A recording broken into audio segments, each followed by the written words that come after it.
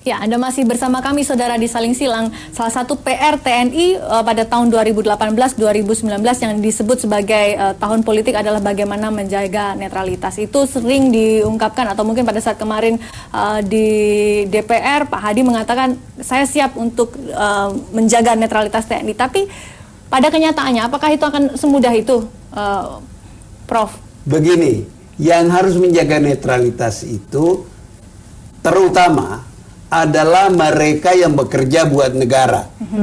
Artinya bekerja untuk rakyat Indonesia. Dia nggak boleh menyalahgunakan amanah itu untuk kepentingan politik tertentu. Jadi bukan hanya tentara saja, polisi juga, birokrat juga, ya, diplomat juga. Tidak boleh, karena mereka itu dibayar oleh negara, loyalitasnya kepada negara.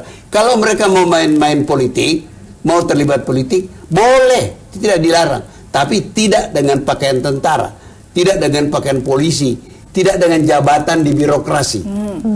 Itulah kalau kita mau menjadi bangsa yang profesional. Kalau TNI menjaga netralitas, caranya seperti apa? Ya, tidak terlibat politik, tidak mendukung salah satu kontestan, tidak minjamkan mobil untuk kampanye salah satu kontestan, tidak membuat. Saya bahkan lebih jauh lagi, harus melarang tanda gambar partai apapun di markas-markas, di kantor-kantor militer.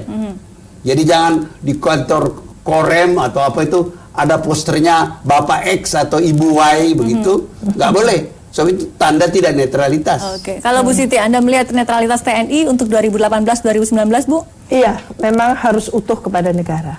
Dengan netralitas, profesionalitas gitu ya, dia utuh, menjunjung tinggi gitu ya, kedaulatan negara ini, dan tentu gitu ya, memberikan satu rasa aman bahwa tentara betul-betul untuk rakyat Indonesia.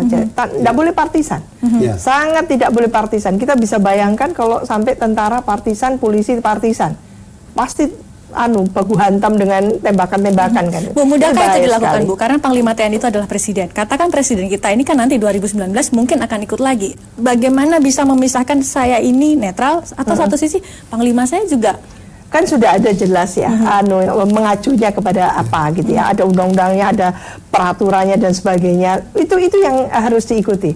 Lah, setiap Panglima harus memiliki kepiawaian, talenta untuk menjaga bagaimana agar tentu institusi TNI ini tidak terstigma, gitu ya.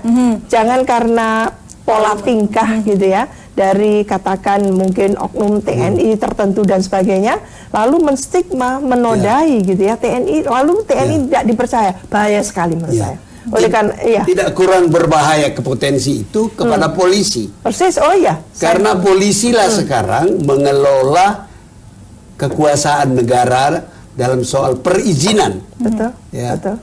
Di dalam negeri ini. Karena itu sebenarnya menurut saya lebih penting kita mengingatkan polisi untuk menjaga netralitas daripada tentara. Tapi kenapa tentara dibicarakan? Ini kan karena topiknya sekarang kita itu yang mau saya jelaskan. Karena tentara itu pernah satu partai sendiri. Apakah mereka sudah membebaskan diri mengikuti janji mereka meninggalkan dui fungsi? Tadi saya kasih contoh mengenai Pak Nurmantio yang jarak antara dui fungsi dihapuskan dan beliau jadi panglima itu masih dekat, sehingga enzimnya itu, refleksnya itu tidak terlalu mudah untuk begitu saja bebas menjadi professional soldier sebagaimana menurut Samuel Huntington. Jadi itu harus kita perhitungkan juga. Oleh sebab itu baguslah meskipun kita sudah tahu aturannya ada, kita terus mengingatkan itu. Dan perlu ditambah satu hal lagi. Dulu itu tentara itu bisa gampang berkuasa karena tidak ada kekuatan politik sipil. Sekarang itu kekuatan politik sipil bukan hanya dalam partai-partai, tapi ada LSM, ini menarik macam-macam. Menarik. Saya ingin melanjutkan. Bagus sekali. Karena jangan main-main, ini eranya adalah demokrasi. Demokrasi yang mengedepankan transparansi, mengedepankan komunikasi, sinergi dan sebagainya.